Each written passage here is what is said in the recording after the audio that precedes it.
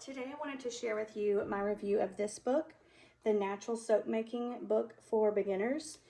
I recently got into soap making, and I knew right off the bat when I started getting interested in soap making, I wanted a good soap making book. So I bought a few, and this was one of them, and I have grown to really like this book.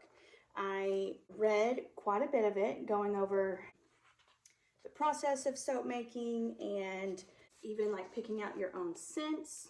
And it shows you this fragrance wheel so you can see what is compatible with what. And then it is also filled with tons and tons of recipes.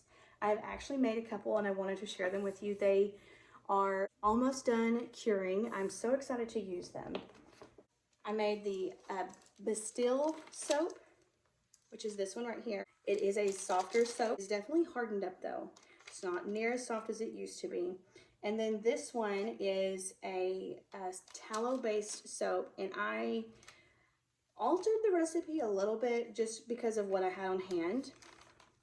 But this one also has charcoal in it, and I'm loving the way that it is turning out also. This is definitely a harder soap. The tallow makes it harder, and felt so confident in my soap making skills by following the recipes in that book.